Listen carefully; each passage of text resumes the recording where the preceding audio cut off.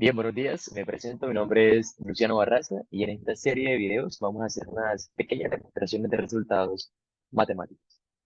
El día de hoy voy a demostrar un resultado que es uno de los principios o propiedades básicas más sencillas que uno comienza a estudiar, digamos, desde muy temprana edad. Y es dado un triángulo, que es una figura obviamente de tres lados, pues uno tiene, como su nombre le indica, pues tres ángulos, ¿no? Y esos tres ángulos, digamos que para hacer los ángulos internos de ese triángulo, uno tiene que, para cualquier triángulo determinado, pues la suma de los ángulos internos siempre suma 180 grados. La cuestión acá es que esa suma, sin importar cuál sea el triángulo, siempre va a ser 180.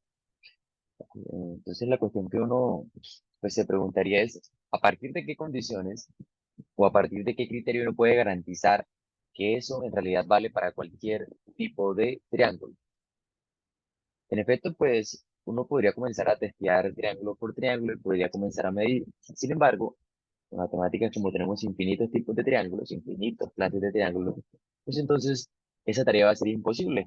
Va a llegar un punto en el que nos vamos a cansar y pues no vamos a poder seguir, ¿no? Quedándonos pues claramente triángulos por valer la propiedad, por cumplir la propiedad. Es por eso que en matemáticas se requiere un argumento mucho más sólido para poder argumentar cierto tipo de cosas. Pues eso es una demostración. Para este caso, pues una demostración muy sencilla. Bueno, vamos a hacer la demostración para este caso. Vamos a hacer lo siguiente. Entonces, si nosotros observamos, tenemos un triángulo, ¿no? Una figura de tres lados. En este caso voy a tener el vértice, que es el vértice B. Voy a tener por este lado un vértice C y un vértice A. Lo que voy a hacer es pasar una recta que sea paralela al segmento este de acá, pero que pase por B. Es algo así como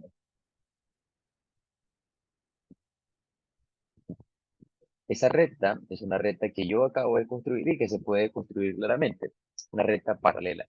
Recordemos que las rectas son paralelas y tienen la misma orientación.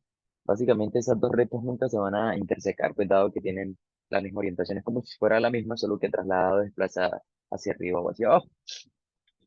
Lo primero que nosotros podemos observar acá es que en esta recta nosotros vamos a tener de aquí hasta acá un ángulo llano. Y ese ángulo llano, pues claramente sería media vuelta. Y esa media vuelta, pues equivale a 180 grados. ¿Qué tenemos?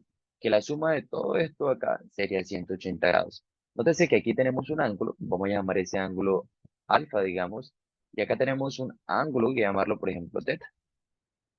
Por el resultado que tengo, que todo esto de acá pues, suma 180. Pero si nosotros miramos, este ángulo, que es un ángulo llano, se divide en tres.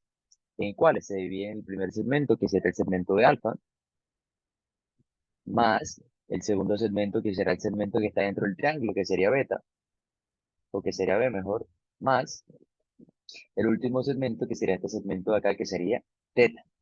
Y como dijimos inicialmente, pues esa suma tiene que dar 180 porque estamos diciendo que conforma un ángulo llano. Entonces esta suma es 180 grados. Y hasta aquí, pues lo único que hemos hecho es utilizar la definición de ángulo llano, midiendo pues para cada caso pues cada uno de los ángulos, ¿no? Ahora, ¿para qué trazar la recta paralela? Es la pregunta. La cuestión es que nosotros vamos a valer de un postulado, que es el postulado de rectas paralelas, y es que si nosotros observamos el ángulo alfa y el ángulo A, estos dos ángulos van a ser iguales, y eso sería porque son ángulos alternos internos. Por el postulado de rectas paralelas, yo lo que tengo es que este valor de acá, pues coincide en efecto con este valor de acá, es decir, que alfa, en efecto, pues es igual al ángulo A. Y de la misma manera, si yo, por ejemplo, miro acá como si tuviera esto acá, mírenlo, yo hago de pronto la continuidad de estas rectas. Lo que me doy cuenta es que esta recta cruza estas dos rectas paralelas, por lo tanto, el ángulo que se forma acá, pues debería ser igual a este ángulo acá. Es decir, aquí concluimos también que ese teta es igual a este ángulo C. Y tengo estas dos igualdades que son las que voy a utilizar para la primera igualdad que teníamos. La primera igualdad dice que alfa más beta más teta es igual a 180. Sin embargo, alfa nosotros dijimos que también equivale a, o sea que A más B, que es B, que sería este de acá, más teta, pero teta dijimos que es C, pues es igual a 180. Y fíjense que ahí hemos terminado, porque en efecto lo que demostramos es que dado cualquier triángulo, pues la suma de sus ángulos internos, que es A, B y C, suman 180. Esta demostración, sin importar cuál sea el triángulo, si lo roto y demás, se puede replicar. Por lo tanto, esto garantiza que la suma de los ángulos internos de un triángulo, sin importar cuál sea, siempre da 180.